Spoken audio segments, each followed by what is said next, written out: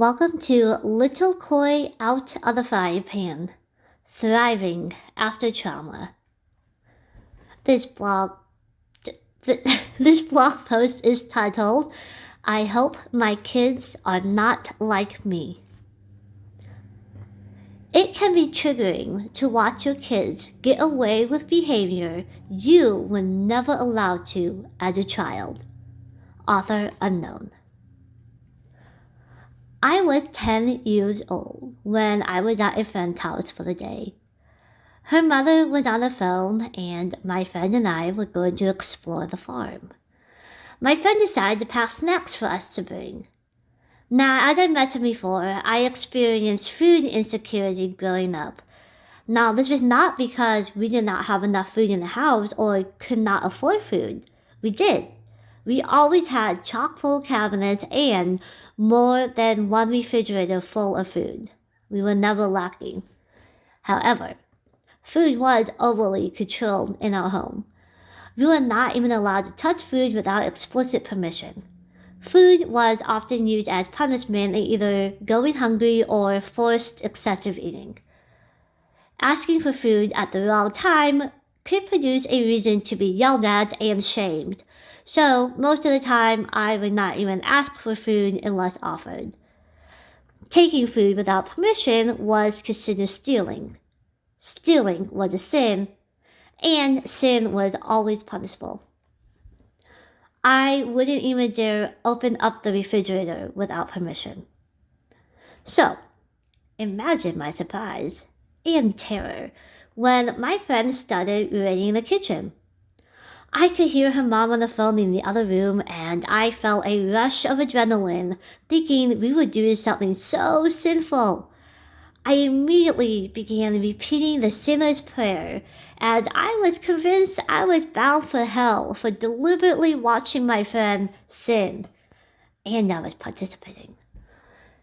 My stomach twisted in terror when her mom, still on the phone, came into the kitchen while my friend was filling a Ziploc bag with potato chips. I braced myself for the screaming. I braced myself for my friend to get hit. I was ready for the fallout of my friend stealing food from her own kitchen. Her mom was talking on the phone and started doing some work around the kitchen. But no screaming. No hitting? So, naturally, I thought, oh, her mom must be so heartbroken by our sin that she can't even look or talk to us. But then, something unimaginable happened. My friend's mom gave my friend a huge hug and even helped us package more snacks for us. My little 10-year-old fear-ridden brain was baffled. We were stealing food, and no one was screaming, no yelling, no hitting, no silent treatment, no fallout. I remember going on a hike around the farm and feeling deeply amazed by what I had witnessed. My friend got food, and her mom hugged her. I thought, wow, her mom lets her get away with anything. It would not be until adulthood that I realized that allowing a child to get food is entirely normal and acceptable. I would also find out things such as children having a bad day, children receiving affection, and children asking questions were also completely normal and acceptable. My first regular exposure to children was when I started dating Jason in 2014. The kids were about 6 and 8. I was blown away that he just let them have access to food whenever they wanted or needed it. I was even more blown away when he let them have special treats such as juice, Gatorade, or soda, and they did not even have to split it. And it wasn't even a special occasion. I recently told my bonus daughter this story, and she found it highly amusing that I thought that Jason just let the kids live this wild life by letting them have free access to food and allow them to have soda sometimes on a school night. I really believe that Jason was just letting the kids get away with anything by not being more controlling over how they felt and how they responded to situations. I would get irritated with him for not having more control over his kids. Watching Jason show the kids love, even when they were misbehaving, was incredibly triggering for me. Little did I realize at the time that not treating children like perfect little robots was actually healthy and normal. Deconstructing my preconceived ideas of parenting was difficult for me. Now, while I knew I would never hurt my children the way my parents did to me, I also did not really realize how unattainably high my expectations of children actually were. I want to share the top 5 situations that used to be very triggering to me, simply because I was never allowed to get away with them. Number 1, when the kids got upset. When the kids got upset, I believed that they should just get over it. But soon, I learned that I wanted to comfort them, even if they are crying because of trouble they got themselves in. It sucks to get in trouble. Getting in trouble is plenty of reason to cry and be upset.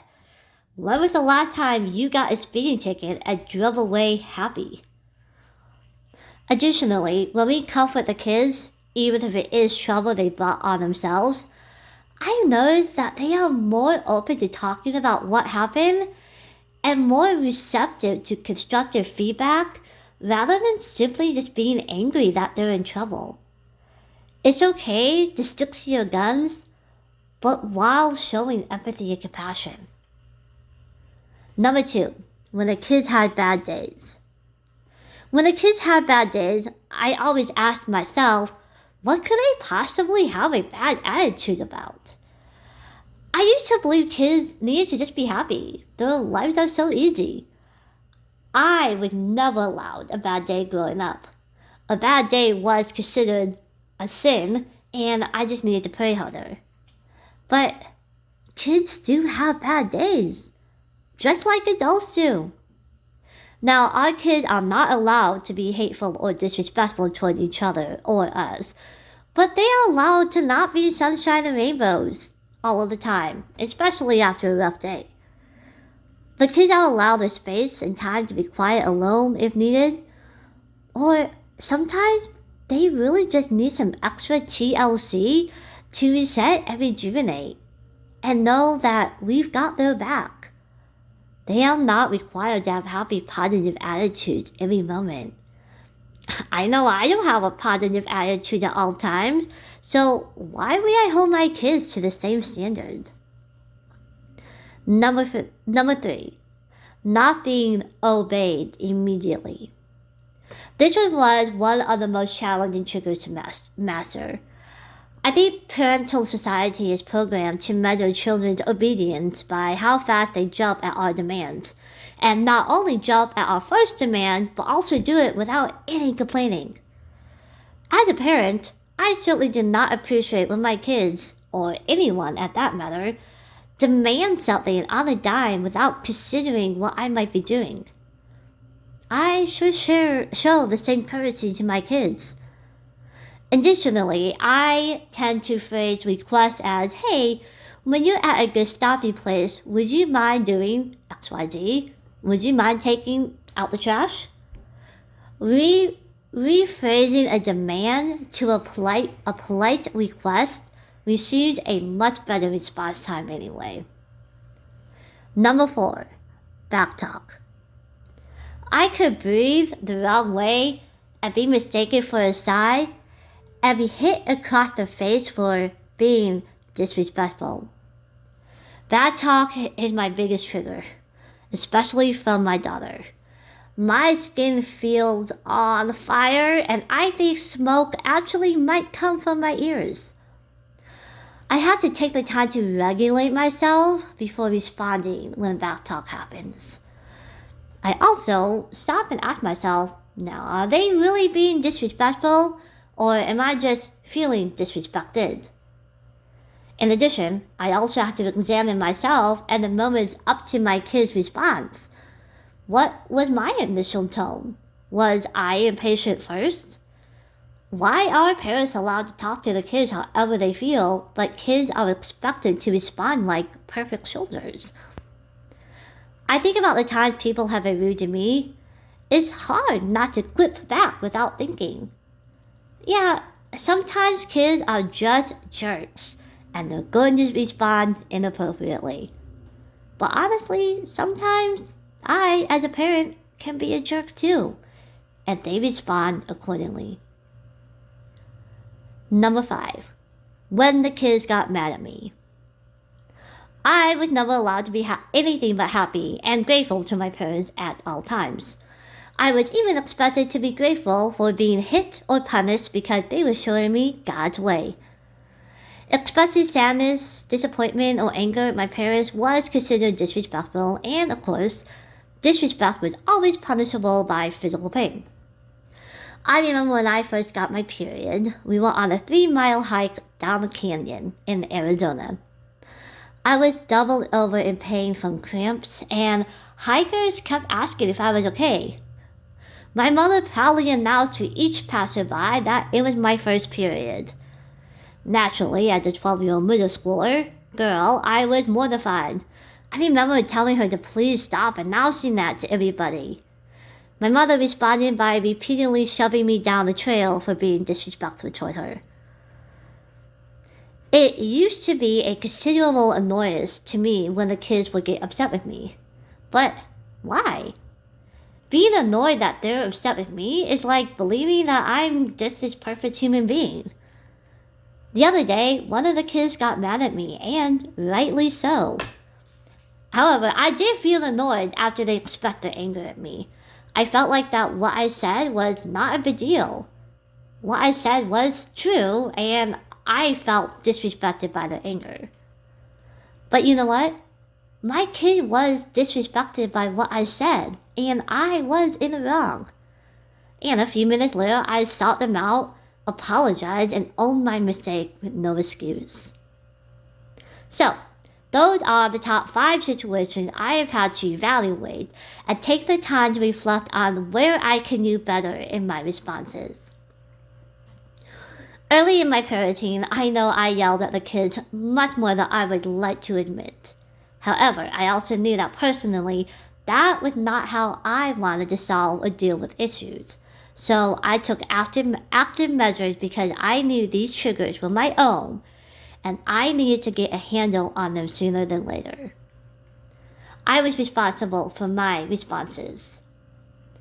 We strive to create an environment where our kids are safe to be themselves, explore life, and figure out actions versus natural consequences and rewards without shame, fear, or humiliation. I don't want our kids to live in fear of being human like I was scared. I don't want my kids to grow up how I felt growing up. Loving our children through all behavior is not spoiling them, but creating an environment of unconditional love and empathy even through the difficult times. And in turn, our kids are much more patient and respectful with us as well. In my next post, I will share what ultimately changed my outlook on children that helped my parenting ideas become much healthier. The photo at the end of my blog is just a quote by Amanda Erickson, and it says, "Inside every parent triggered by their child's behavior is a child who was not safe when they behaved in that same way." Anyway, thank you so much for listening, and I will see you next time. Bye.